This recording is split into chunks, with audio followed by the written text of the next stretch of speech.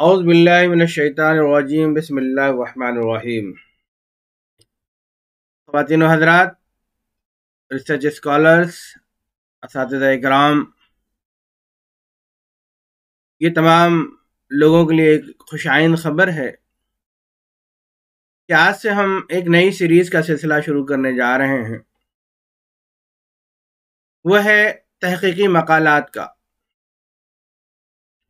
तहक़ीक़ी मक़ालात दो तरह की होती हैं, एक गैर सनदी तहक़ीक़, दूसरा सनदी तहक़ीक़।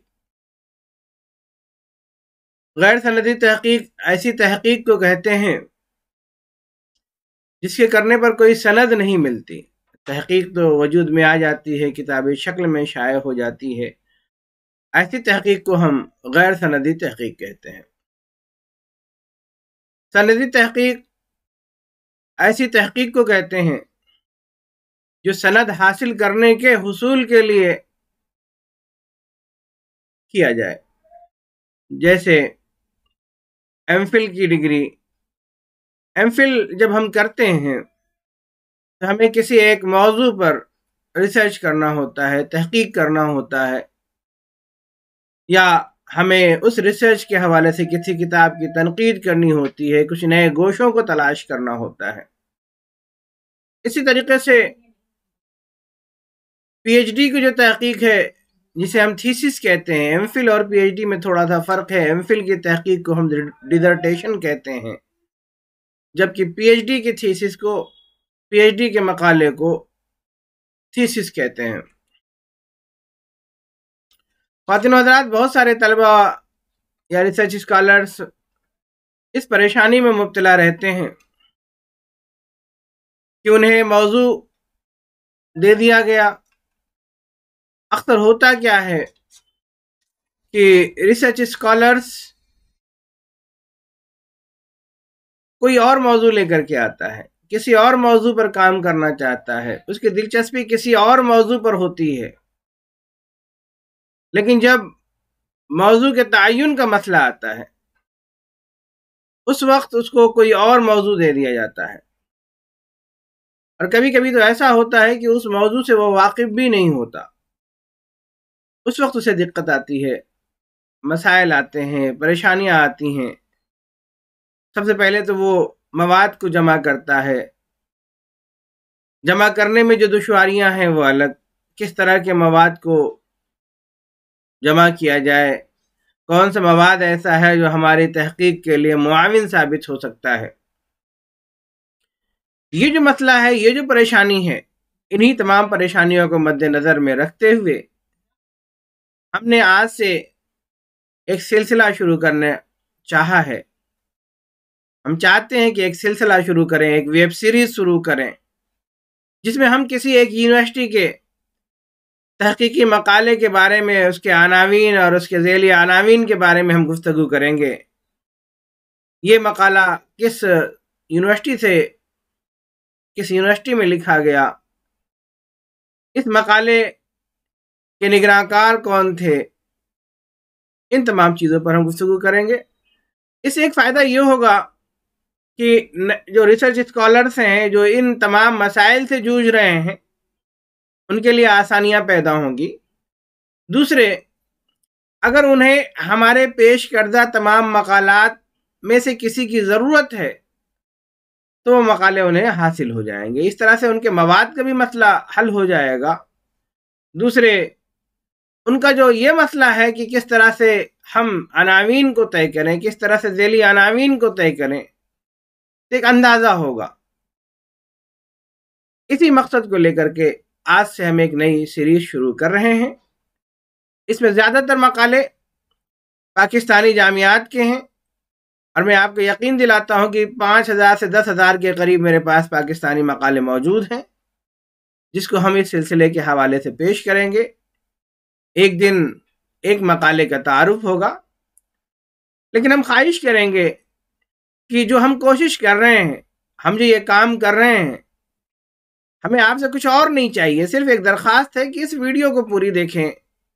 दूसरी दरख्वास्त है कि इसको लोगों तक पहुंचाएं।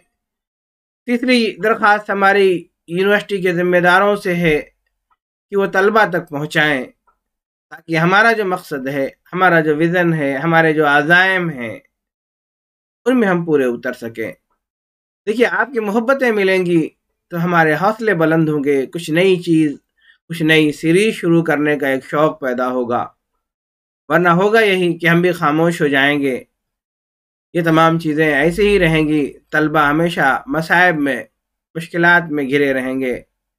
एक छोटी सी हमारी कोशिश है, इसे नजराना तौर समझ करके कबूल करें और लोगों तक पहुँचाएँ। अजीज रिसर्च स्कॉलर्स,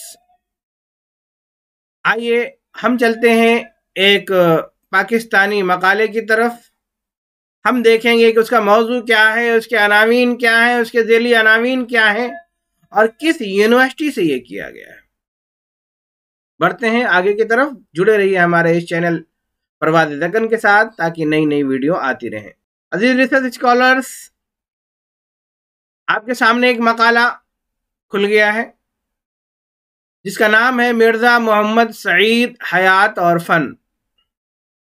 ये तहकीकी मकाला शोबे उर्दू में डॉक्टर ऑफ फ़िलासफ़ी की डिग्री के हुसूल के लिए पेश किया गया, जिसके मकाला निगार हैं साक़िफ़ नफ़ीस, और इस मकाले के लिखने में निगरांकार रहे डॉक्टर सुहेल अहमद ख़ान साहब। ये मकाला शोबे उर्दू सीजी यूनिवर्सिटी लाहौर का है। शोबे उर्दू सीजी यूनिवर्सिटी लाहौर में यह तहकीक हुई है। आइए हम और आगे देखते हैं कि इसके अंदर क्या क्या चीज़ें मौजूद हैं। ये इकरारनामे, देखिए तहकीकी मकालात जो होते हैं उसमें सनद पेश की जाती है। हिंदुस्तान के जो मकाले आप देखेंगे उसमें यह सनद अंग्रेज़ी में होती है, लेकिन चूंकि ये पाकिस्तान का मकाला है तो वहाँ पर इसकी जो सनद दी जाती है वो उर्दू में दी जाती है। तस्दीक की जाती है कि ज़ेर नज़र मकाला बाउनवान मिर्ज़ा मोहम्मद सईद हयात और फ़न साक़िफ़ नफ़ीस, रजिस्ट्रेशन नंबर ये ने PhD की सनद के हुसूल के लिए मेरी निगरानी में मुकम्मल किया। तारीख़ निगरानकार की दस्तखत होती है। इसी तरीके से रिसर्च स्कॉलर का भी अपना इकरारनामा होता है, वो भी यहाँ पर पेश किया गया है। और ये तरतीब है ख़वातीन व हज़रात, तो हम देख रहे हैं तरतीब इस मकाले की। इस मकाले की तरतीब में सबसे पहला हिस्सा जो पेश लफ्ज़ का है, जिसमें मकाला निगार उन तमाम चीज़ों का अहाता करता है जो उसके रजिस्ट्रेशन से लेकर के अब तक के मराहिल से वो गुजरा होता है, और मुख्तसर तौर पर तमाम बाब का तारुफ होता है। इसके साथ साथ इस मकाले के मुकम्मल होने में जिन जिन अहबाब का, जिन असातिज़ा किराम का रोल होता है उसका तज़किरा होता है।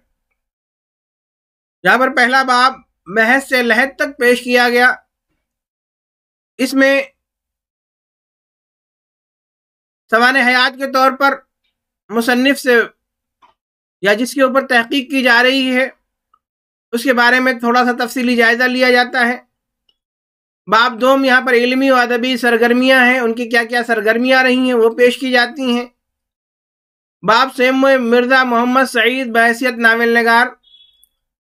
नावल निगार के तौर पर उनकी क्या क्या खिदमात रही हैं, अदब के हवाले से कौन कौन से नावल लिखे उन्होंने, किस तरह के नावल लिखे, उन तमाम का अहाता इस बाब में किया गया है। बाब चाहरुम मजहबी व फ़िक्री रुझानात, तसनीफ़, मजहब और बातनी तालीम, तनकीद व तज़िया, इस हवाले से गुफ्तगू की गई है।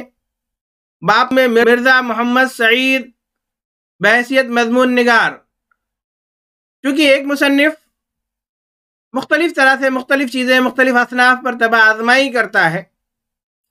एक ही शख्स कभी शायर भी होता है और नाक़िद भी होता है, एक ही शख्स कभी नावल निगार भी होता है और मज़मून निगार भी होता है।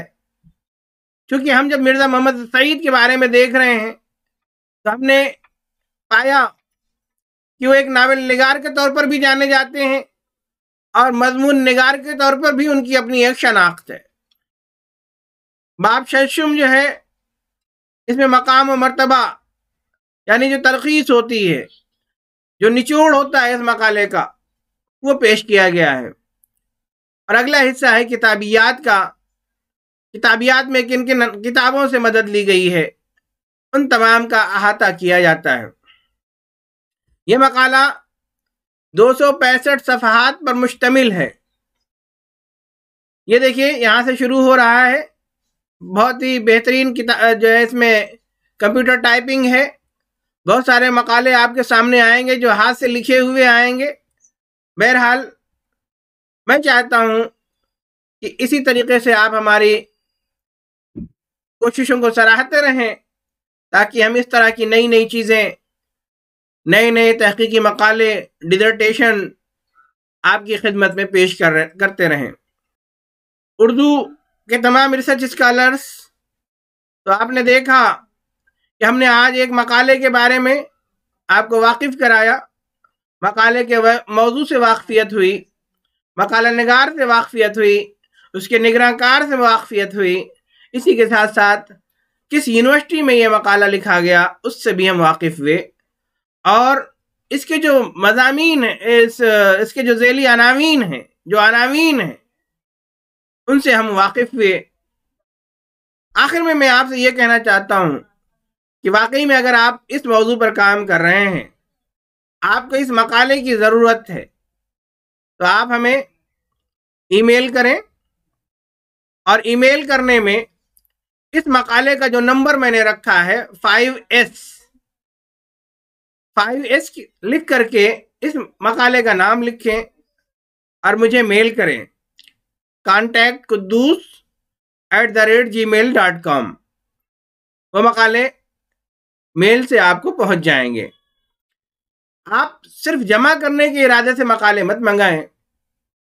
आपका अगर मकसद ये है कि नहीं, आप तहकीक कर रहे हैं, आपको इस मकाले की ऐसा ज़रूरत है, उसी सूरत में आपको ये मकाले भेजे जाएंगे।